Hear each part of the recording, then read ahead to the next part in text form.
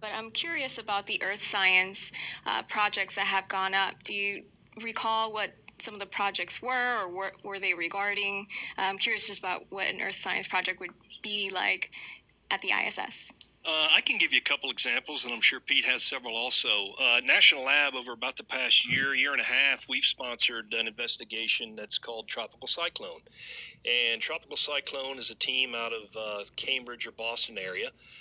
They are using crew Earth observation imagery and looking at the cloud tops of cyclones or hurricanes and applying different algorithms to learn how to better forecast, particularly in very remote areas of the planet where they don't have all of the forecasting facilities that we have in the United States. There's one good example. Another example, we have once again, a private facility on board station called Muses, which is a facility class payload that can host at least 4, maybe more, all types of remote sensing Earth imaging payloads or projects that could serve a number of Earth science disciplines.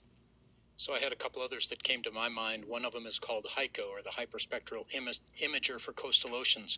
When you take a picture here, you're essentially getting probably red, green, and blue pixels.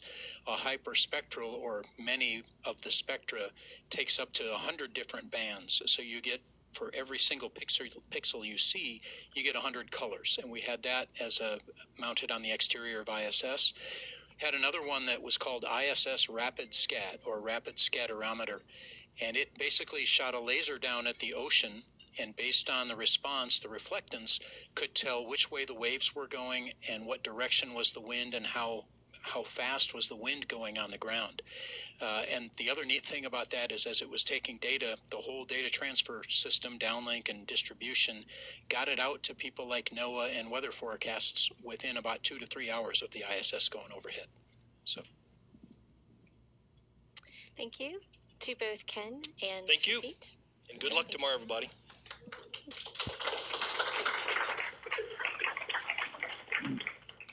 Pete talked for just a moment about the spotthestation.nasa.gov website. Not only is that a great way to track the space station, but it's also a great way to impress your friends if you know when the space station is going overhead. The other thing I like to do when I see the Spot the Station app or the notification is think about who's flying overhead. So it's always good to look at the crew launching at that point, or on board the space station at that point, and just know who's in the space station as it flies overhead. The other thing, Ken mentioned protein crystallization as one of the benefits of microgravity. Our next speakers could talk to you at great length about that. We have Marco Baptista, who's Director of Research Programs for the Michael J. Fox Foundation, and Sebastian Mathia, who's Lead Investigator for the crystallization of LARC-2 under microgravity conditions. Marco? Yeah, thank you so much. So my name is Marco Baptista from the Michael J. Fox Foundation, and but just before I talk a little bit about Parkinson's disease and why we're doing this experiment on the International Space Station, we have a brief video they would like to show you. I want to thank the Center for the Advancement of Science in Space for helping our mission grow beyond the boundaries of Earth's gravitational pull.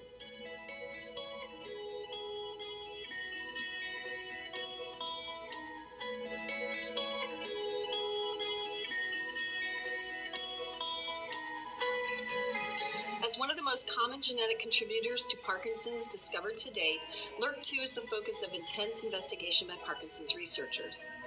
So LARC-2 is one of the most common genetic causes of the disease, and for over 10 years, no one has ever been able to crystallize and solve the structure of LARC-2, and we're hoping that under microgravity conditions, we will improve the resolution. It has been proven in the past decades that crystallization works better under microgravity conditions, and we hope that this is true for LARC-2 as well.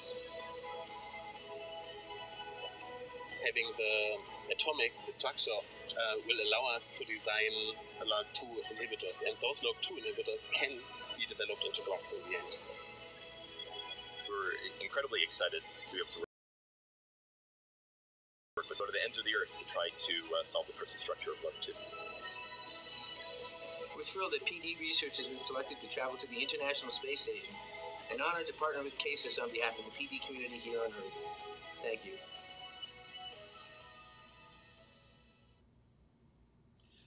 Great. So I just want to make some brief remarks about Parkinson's disease, and then we'll switch it over to Sebastian. Will give you a little more of the details of why this experiment